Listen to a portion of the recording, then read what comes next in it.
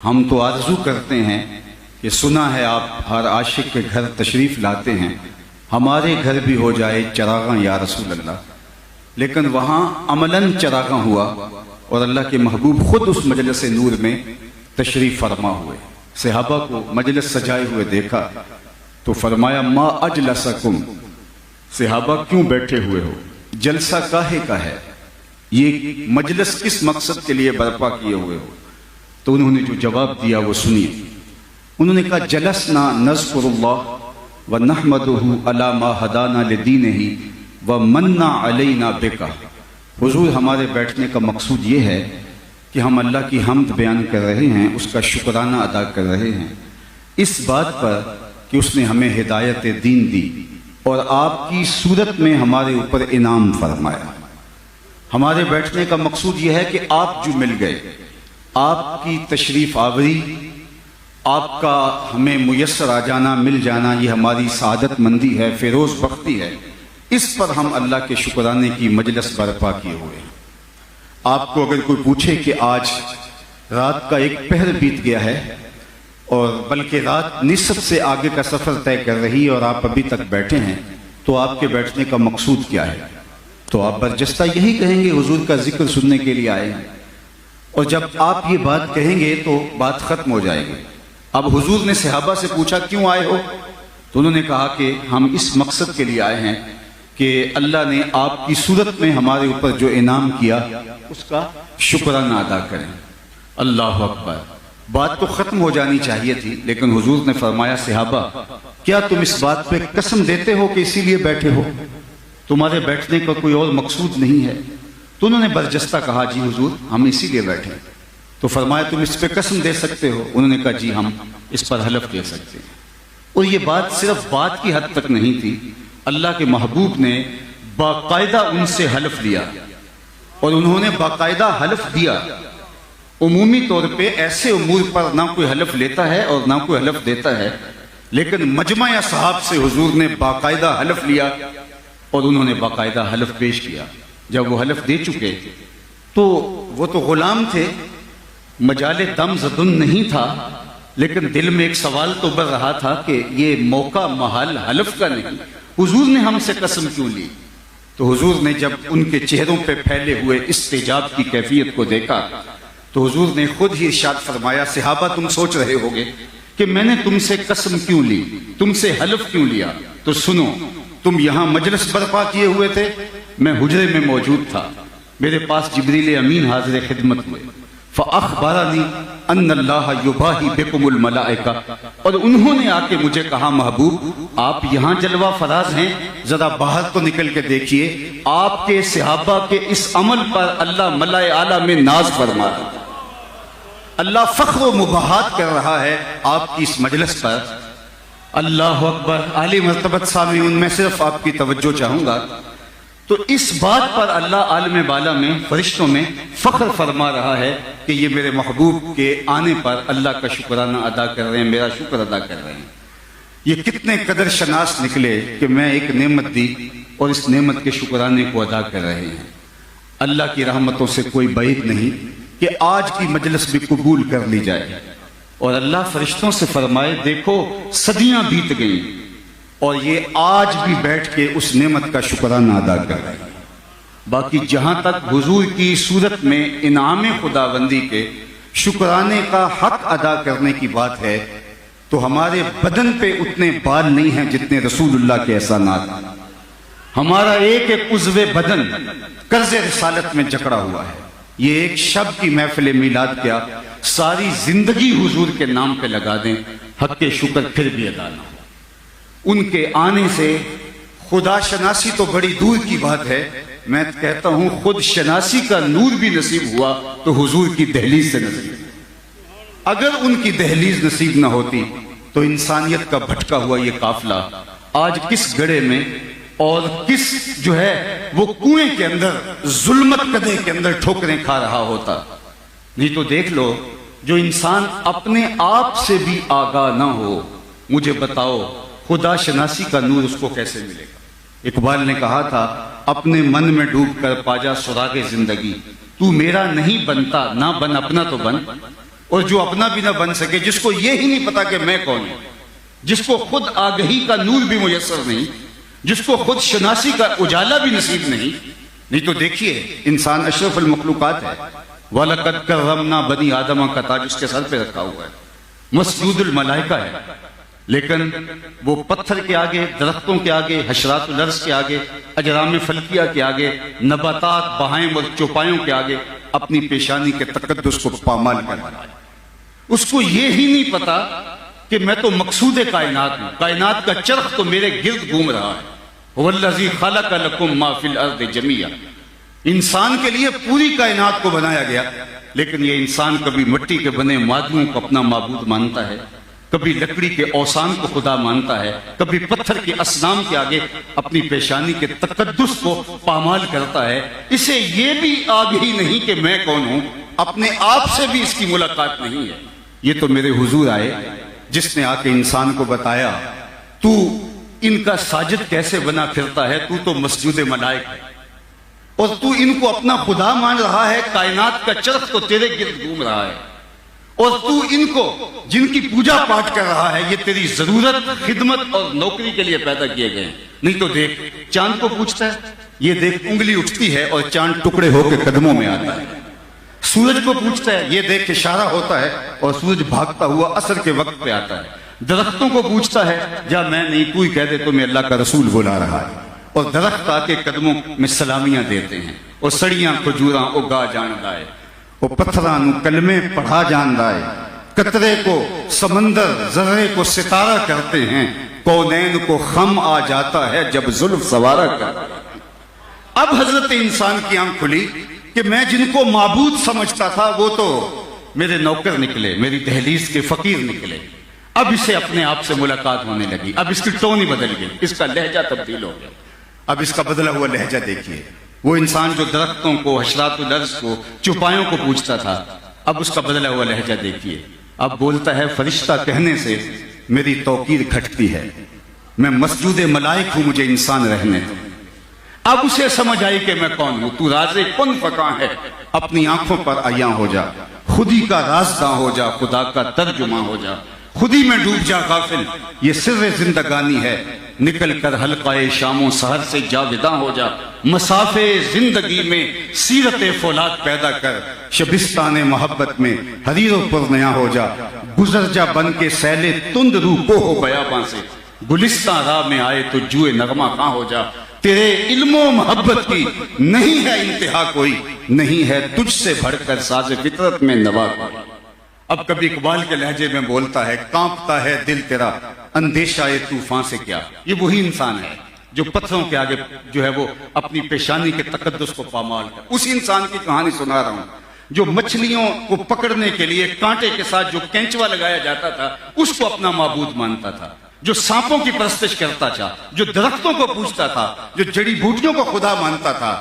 अब वो इंसान, उसको सबक ये पढ़ाया जा रहा है, उसको खुदी का दर्स दिया जा रहा है। कांपता है दिल तेरा अंदेशा ए तूफान से क्या, नाखुदा तू, बहर तू, कश्ती भी तू, साहल भी तू, देख आकर कुचाए चाके गिरेबा में कभी, कैस तू, लैला भी तू, सहरा भी तू, महमल भी तू, वाए नाकामी के तू मुहताजे साकी हो गया, मैं भी तू, मीना भी तू, मस्ती भी तू, हासिल भी तू, आह किसकी जुस्तजू आवारा रखती है तुझे, राह तू, रहरो भी तू, रहबर भी तू, मंजिल भी तू, अल्लाह बेखबर तू जौहरे आईना अय्याम है, तू जमाने में खुदा का आखिरी पैगाम है।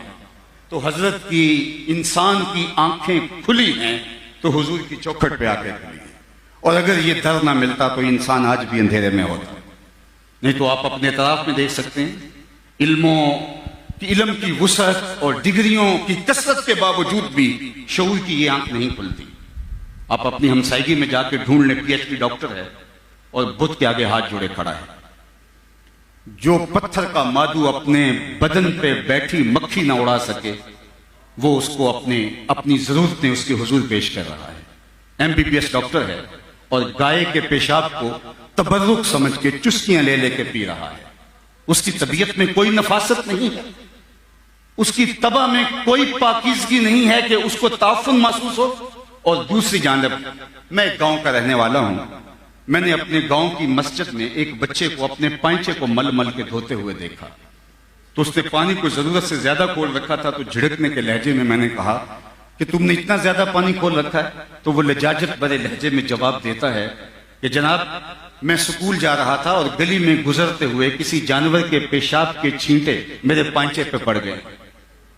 मैं हैरत में डूब गया कि उस डॉक्टर को तो समझ नहीं आई, और ये 7 साल का बच्चा जो दूसरी या तीसरी क्लास का तालिब इल्म हो, दर्स निजामी भी नहीं पढ़ा कि निजास्त खफीफा हो, गलीजा के हकाम जानता हो, ये दूसरे साल का बच्चा और पांचे के ऊपर पड़े हुए पेशाब के गैर मरी छींटे भी गवारा नहीं करता। सोच में डूब गया। अंदर से जवाब आया कि वो है डॉक्टर, लेकिन उसके हाथ में दामन मेरे हुजूर का नहीं, और ये है बच्चा, लेकिन गुट्टी में मां ने प्यार हुजूर का दिया था। इसलिए तकद्दुस इसकी रूह तक उतर गया है, इसके अंदर तक उतर गया है। लिहाजा अगर इसके पांचे पर वो पेशाब के छींटे भी पड़े हैं तो इसको वो भी गवारा नहीं है। तो मुझे फिर कहने दीजिए कि जिंदगी का सारा नूर और बातिन के सारे उजाले और अंदर की सारी रोशनियां अगर फूटती हैं तो मिलाद वाले रसूल की चौखट से फूटती, और अगर ये दर नहीं मिलता, ये चौखट नहीं मिलती, तो इंसानियत आज भी अंधेरे में रहती है। सैयद सलीमी गिलानी का एक शेर है, जरा शेर का हुस्न देखिए। आजकल तो हमारा नाती अदब भी पामाल हो गया है। बटन थां कर दे ते बटन तां कर दे ते निकी जी हां कर दे, ये क्या बाजारी लफ्ज मुंदरिज हैं नात में। लेकिन जरा नात का हुस्न देखिए, इस शेर का जमाल देखिए और इसकी मानवियत पे गौर करिए, और मेरी सारी गुफ्तगू जो अभी तक कर चुका हूं उसके खुलासे के तौर पे इसको समझिए। न खिरत की रोशनी थी, न जुनू की आगही थी, न खिरत की रोशनी थी, न जुनू की आगही थी। तेरी राहबरी से पहले ये जहां जहां नहीं, अल्लाह तेरे आस्तां से पहले कोई आस्तां नहीं था। मैं वो जमीन थी जिसका कोई आसमान नहीं। जिंदगी का सारा नूर और बातिन के सारे उजाले हजरत इंसान को मिले हैं तो आमिना के लाल की दहलीज से नसीब। और ये दर अगर ना मिलता तो इंसानियत का भटका हुआ बहका हुआ काफिला आज किस गड़े में गिरा हुआ होता। तुम तो एक मिलाद मनाने की बात करते हो, सारी जिंदगी कदमों में वार दें हक के शुक्र फिर भी अदा। लोग कहते हैं लिखा कहां है?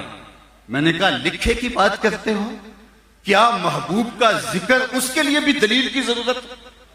अगर बुलबुल पूछे कि ये फूल, कोई बुलबुल से पूछे ये फूल से मोहब्बत कहां लिखी है, कोई परवाने से पूछे ये शम्मा से प्यार कहां लिखा है, तो मियां वो क्या जवाब देगा? हुजूर से मोहब्बत, हुजूर के जिक्र में जो ताजगी, फरहत और रूह का करार हमें नसीब होता है, ये तो मोहब्बत का तकाजा है। आयत जिक्र नोमान इल्लना फइन्ना जिक्रहु हुवल मिस्को मा कररतहु यतज़व्वउ। इमाम शाफी बोले मेरे ममदू नोमान का तस्करा करो, उनका तस्करा ऐसी कस्तूरी है तुम जूं जूं से रगड़ते जाओगे खुशबू फैलती चली जाएगी।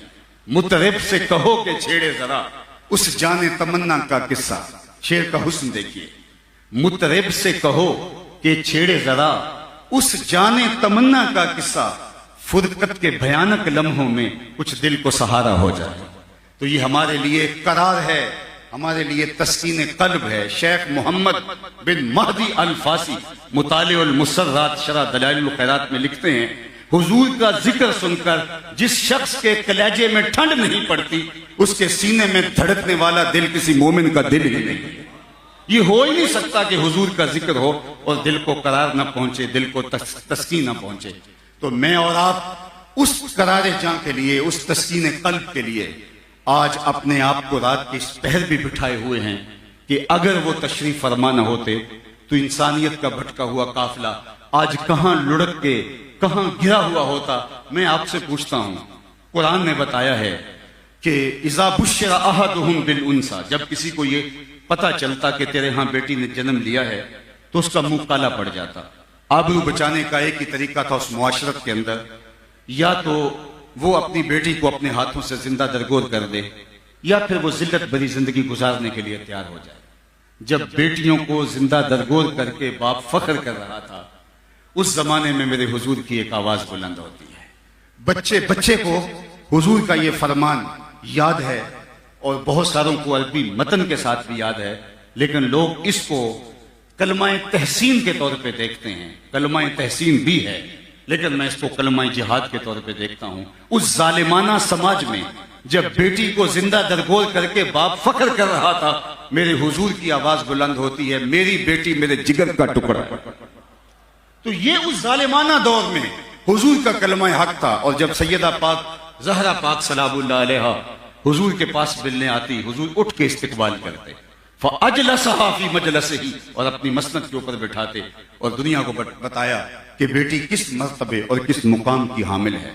बल्कि फरमाया जो दो बेटियां या दो बहनें अल्लाह की रिजा के लिए परवान चढ़ा के उनकी शादी कर दे, कयामत के दिन मेरे साथ इस तरह नेड़े होगा जिस तरह ये दो उंगलियां करी। मजलिस में मौजूद एक शख्स ने कहा, हुजूर अगर किसी की दो बेटियां ना हो, एक बेटी हो, तो उसके लिए भी यही एजाज इरशाद फरमा दिया। लेकिन उस सवाल के पीछे के फलसफे को ढूंढने की कोशिश करें। उसकी एक बेटी होगी, कहां बेटी जिंदा दरगोर की जा रही है, और कहां जिसकी एक बेटी है वो आरजू कर रहे काश कि मेरी भी दो बेटियां होती। और आज बेटी के लिए जो मोहब्बत के जज्बात हैं, बूढ़ा बाप मजदूरी करता है, परदेश के धक्के खाता है, रात को ओवर टाइम फैक्ट्री में लगाता है, ये किस लिए कि मैं अपनी बेटी के हाथ पीले कर सकूं। ये वही बाप नहीं था जो बेटी को अपने हाथों से जिंदा दरगोर कर देता था और फिर सर उठा के चलता था कि मैंने अपनी आबरू बचा ली, अपनी इज्जत की हिफाजत कर ली। आज ये झुकी हुई कमर पे भी बोरियां लाद के मजदूरी कर रहा है कि मैंने अपने बेटी के हाथ पीले करने हैं। तो मुझे अगर सवाल मेरे तसव्वुर में उभरे कि ये बेटी के लिए बाप के दिल में मोहब्बत किसने डाली, तो अंदर से जवाब आएगा मिलाद वाले रसूल ने। तो सारी जिंदगी भी हम हुजूर का जिक्र करते रहें, उनके नाम की माला जपते रहें, उनके तज़किरों की महक में मस्त हो जाएं, फिर भी हक के शुक्र अदा ना हो। इसलिए कि हुजूर के मिलाद की बरकत से आज इंसानियत सर उठा के चलती है। बल्कि मैं एक और बात कहना चाहूंगा, आली मर्तबत जी वकार अहले फिक्र उलमा और दानिशमंदाने कौम की नजर करता हूं और आप सब लोगों के सामने ये बात रखना चाहता हूं कि खैर की कदर जहां भी मौजूद है, चाहे वो किसी कुफर के मुआशरे में मौजूद है। आज हम दुनिया बात करती है कि फलां जगह पे खैर मौजूद है, फलां जगह पे इंसानियत की तौकीर है, फलां जगह अकदार की हिफाजत हमने अपनी आंखों से देखी है। तो ये बात मैं कहना चाहता हूं, औला रऊसुल अशहाद कहना चाहता हूं कि खैर की कदर जहां भी पूरी कायनात में किसी भी खित्ते के अंदर, चाहे वो कुफर का खित्ता है, जहां भी मौजूद है, मोहम्मद अरबी के कदमों की है। मोहम्मद अरबी के कदमों का सदका है कि दुनिया के ऊपर तहजीब ने नश्व नवा पाई, तहजीब ने रास्ता पाया और तहजीब ने उजाला पाया। आफताब जिंदगी की एक शुआए अव्वली, नूर से तेरे फलक रोशन दरख्शां है जमी, तेरी हस्ती रोशनी का एक हसी मीनार है, हर किरण जिसकी निशाने मंजिले दुनिया होती, तेरी नजरों ने तराशे जुल्मतों से आफताब, पांव तेरे चूम कर जर्रे बने माहे मुबी, ए गरीबों के सहारे ए यतीमों की मुराद, मोहसिन इंसानियत तुझसा कोई नहीं। आपने उलमा से सुना कि जब सवैबा ने आके अबू लहब से कहा कि तेरे मरहूम भाई के यहाँ बेटा पैदा हुआ है, तो उसने उसको उंगली से इशारा किया और कहा जा तू आजाद है। और फिर अबू लहब को इसका क्या फायदा हुआ, इस पर इमाम अबू शामा ने गुफ्तगू की है, बाकी लोगों ने इस पर बात की है। लेकिन जिस पहलू की तरफ मैं आपकी तवज्जो दिलाना चाहता हूं वो ये कि हुजूर इस दुनिया पर सहने कायनात पर कदम रखते हैं, गुलामी की जंजीरें टूटने लगती हैं। और फिर इतने तरीके दिए गुलाम आजाद करने के, कसम तोड़ बैठो गुलाम आजाद करो, कुफारा कत्ल में गुलाम आजाद करो, कुफारा जिहार में गुलाम आजाद करो, वैसे तरगीब दी गुलाम आजाद करने की। हजरत उस्मान गनी रदी अल्लाह तआला अन्हु हर जुमा की तैयारी में एक गुलाम भी आजाद करते थे। सहाबा में सबसे अमीर हजरत अब्दुर्रहमान बिन औफ रदी अल्लाह तआला अन्हु। आप सोच सकते हैं उन्होंने जिंदगी में कितने गुलाम आजाद किए। उस दौर की सबसे महंगी सखावत गुलाम आजाद करना था। और हजरत अब्दुर्रहमान बिन औफ ने जिंदगी में 30,000 गुलाम आजाद किए, तरीके दिए गुलाम। और गुलाम की जो जिंदगी थी, मैं जंजीबार में 2 मरतबा गया हूं। ये वो जगह है जहां पूरे अफ्रीका से गुलाम लाके बांधे जाते थे। आज वहां गुलाम नहीं है, लेकिन उन जगहों से आज भी वहशत आती है। इंसान तड़प के रह जाता है कि किस तरह जंजीरों में। और फिर गुलाम जब बिकते थे और बाकायदा उनके लिए चबूतरे बने होते। आज आपने देखा होगा माँ घर से बेटी को रुखसत करती है और जो ससुराल जिसमें बेटी जा रही होती है देखे वाले होते हैं, पूरी तरह छांट फटक की होती है। बाज़ औक़ात हकीकी बहन होती है, ये हकीकी भाई के घर में बेटी को ब्याहा जा रहा होता है, लेकिन फिर भी माँ जब बेटी को रुखसत करती है तो वो दिल पकड़ के बैठ जाती है, आंसू थमते नहीं है। बाप भी बड़े जोर से अपनी आंसू को रोकता है कि मैं बेटी को रुखसत कर रहा हूं, हालांकि अगले दिन वलीमे पे जाके मुलाकात होनी होती है, तीसरे दिन बेटी ने घर आना होता है, जब चाहे फोन पे बात करें, लेकिन डर लगता है, माँ भी कपकपा रही होती है और बाप की आंखों में भी आंसू तैर रहे होते हैं। लेकिन ज़ंज़ीबार में ये मनाजर रकम होते कि एक चबूतरे पे माँ बिकने के लिए आई होती और दूसरे चबूतरे पे बेटी बिकने के लिए आई होती, और खरीदने वाले दो अलग अलग खित्तों के लोग होते, और एक खरीद के उधर लेके जा रहा होता और एक खरीद के इधर लेके जा रहा होता। जरा चश्मे तसव्वुर में वो मंजर तो लाओ, जब वो माँ बेटी जो आखिरी बार जिंदगी में मिल रहे हैं, दोबारा मिलने नहीं, और वो पिया घर सुधार नहीं रहे, बल्कि वो गुलामी करने जा रहे हैं, चिड़कियां खाने जा रहे हैं, रुसवाइयों की जिंदगी गुजारने जा रहे हैं। इकबाल ने कहा था, गुलामी क्या है ज़ौक़े हुस्न ज़ेबाई से महरूमी, जिसे ज़ेबा कहें आजाद बंदे है वही ज़ेबा। भरोसा कर नहीं सकते गुलामों की बसीरत पर कि दुनिया में फकत मर्दाने खुद की आंख है बीना। ये माँ दूसरे खित्ते में जा रही है और बेटी दूसरे खित्ते में जा रही है, और दोनों अलग अलग आका खरीद के ले जा रहे हैं, और उनकी जब आखिरी मुलाकात होती है, उनकी आंखों से निकलते हुए गर्म आंसुओं की हिद्दत को कोई महसूस कर सकता है? ये जिल्लत थी, ये रुसवाई थी गुलामों का, ये गुलामों की ये किस्मत थी। बेटियां माओ से यूं रुखसत होती, भाई भाई से रुखसत होते, बाप बेटे से रुखसत होता, लेकिन मेरे हुजूर ने क्या कहा? फरमाया, जो खुद खाते हो इन्हें खिलाओ, जो खुद पहनते हो इन्हें पहनाओ। और फिर गुलामी के इतने तरीके आजाद करने के दिए कि आज दुनिया के ऊपर उस सूरत की गुलामी बाकी नहीं रही है।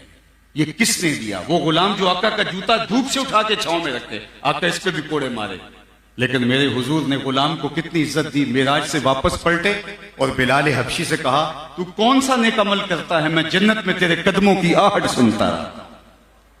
तो साहब, एक दिन का मीलाद क्या, सारी जिंदगी उनके नाम लगा दें, हक के शुक्र अदा न हो, क्योंकि उनके दम से ही जिंदगी मिली है। जिंदगी को जिंदगी हुजूर की वजह से नसीब हुई है।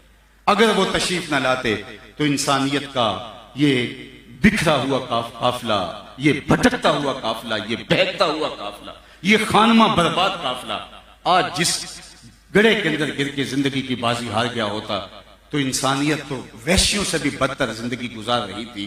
तो हुजूर ने आके इंसानियत को विकार बख्शा। ये विकार अगर हम उसकी हिफाजत नहीं कर सके, अगर किसी और कौम ने उसकी हिफाजत की है, तो सुनो ये देन मिलाद वाले रसूल की। तो जहां भी खैर की कदरें मौजूद हैं, ये कदरें हुजूर ने अता की हैं। मैं आखिरी बात एक अर्ज करके अपनी गुफ्तगू को समेटता हूं, और वो ये कि दुनिया के ऊपर जितनी भी खैर की कदरें थी, सब कदरें पामाल हो गई। मैं एक देहात का रहने वाला हूं, और मैं जानता हूं कि गांव में किसी एक शख्स की बेटी पूरे गांव की बेटी होती थी, और आज जिसकी बेटी है उसी की बेटी है। भाईचारे टूट गए, खून सुर्ख हो सफेद हो गए, एक दूसरे के जुब्बे और एक दूसरे के जो है वो इमामे नोचे जा रहे हैं। जिस दौर नाफिरजाम से हम गुजर रहे हैं, अलियाज़ बिल्लाह, कहने की तो कोई बात ही नहीं रही। आज कदरें फना हो गई, हर कदर जवाल पजीर हुई है। लेकिन एक चीज हमने देखी है कि हर खैर की कदर नीचे गई है, जिक्र रसूल ऊपर गया है। तो उसकी क्या वजह है? तो उसकी वजह यह है कि जो कदरें थी उनकी हिफाजत करना हमारी जिम्मेदारी थी, हम वो निभा न सके, और अल्लाह ने हुजूर के जिक्र को बुलंद करना हमारे जुम्मे छोड़ा ही नहीं था, ये अपने जुम्मे करम पे रखा था।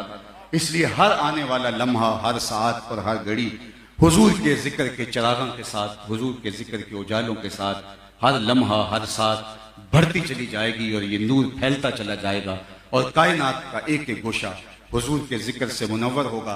बारगाह इज़्ज़ी में दुआ है कि आज की इस मुबारक, मुक़द्दस और नूरानी महफिल का एक एक लम्हा बारगाह इज़्ज़ी में कबूल फरमा लिया जाए, और हमारा यहाँ बैठना अल्लाह अपनी बारगाह में मुस्तजाब करे। दुनिया आखिरत की बहारें हम सब की झोलियों में डाले।